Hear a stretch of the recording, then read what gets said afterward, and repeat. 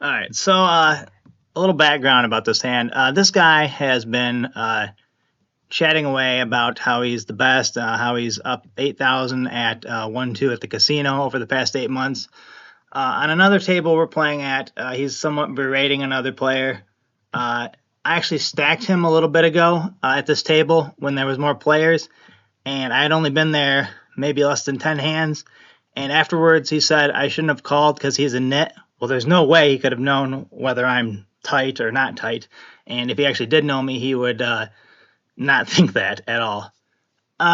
So that all factors in leading into this hand. So we're three-handed at this cash table, and I go ahead and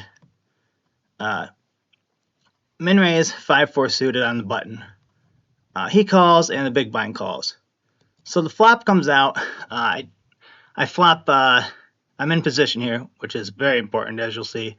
I flop a backdoor straight draw, backdoor flush draw, and the only way to win this pot is to bet out at it. So he calls, and I bet 39%, which is important in a minute. And he calls, and the other guy folds. The turn is a 6, which shouldn't really change anything. And he checks, and I bet 39% again, or 39%, and he makes $2. So one thing already that I know is that this player, given how he's been talking, is not going to want to fold to two small bets here. I know he's going to want it. He's going to want to be making some type of a play. So that factors in. Another thing that factors in is he called me a nit. So he thinks I'm like tight and probably thinks he can move me around. Although I don't know if he actually thinks that or was just that was his way of whining because I stacked him. Either way, what hands is he representing here? He could have 8-6 suited, pocket threes, or jack 8. He's not going to have pocket 8s. He's not going to have pocket jacks because he would have 3-bet those pre-flop. He's not going to have ace jack, and I don't think he's going to have king jack or queen jack because I think he's also 3-betting those. And if he had jack 10, I don't think jack 10 is making this play here. And I think jack 10 would have actually probably just let out in this turn to see where it's at. So I think this is going to be a lot of the time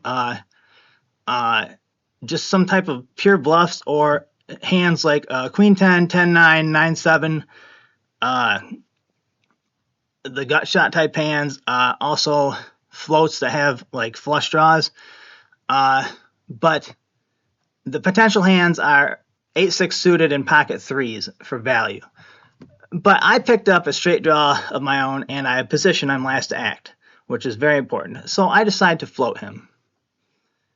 And the river comes out a 6. And this to me is somewhat of a blank. And he bets out 3/4 pot. So what hand would be taking this line again? I think it's jack 8 would potentially still be betting here. I don't know that he would think I have hands like queens or kings or aces and bet them so tinily. I think my hand might more look like pocket. I don't know. I don't know what he thinks I have. But anyway, he's narrowed his range down to literally like pocket threes or 8-6. And given all the other information I have about how he thinks, and I think he's going to be bluffing here way more often than this is a value bet.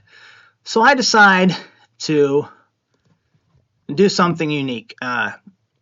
Normally when people min raise or min raise plus a little, specifically, it's usually for value. It's never going to be like for a bluff. And I'm fine if I would have just shoved here too, because then you don't have to worry about getting reshoved on in case your opponent's like really leveling you. But I wasn't really worried about that in this particular hand.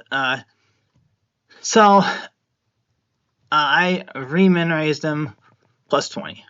And he folds and shows 9-7 high. Now, normally I would not suggest showing your hand, but this is a $10 cash table. If I'm playing a $5,000 game, I'm not going to give away free information. But this guy's been just yapping away, and which is fine. But I wanted to let him know that while you might have had nothing, I also had a worse nothing, and I did show him, and he said, what did he say? He said, I don't know what I could have done. I took the strongest line possible, LMAO. Well, unbeknownst to him, that by him taking the strongest line possible, he narrowed his hand range, his value hand range down to such a small, narrow range that it was going to be way more likely that he was going to be bluffing in this spot, making it easy for me to make a play. But I get it. I've been there, and I probably played several million hands more than him. He's a good player, but yeah. So that was an interesting hand.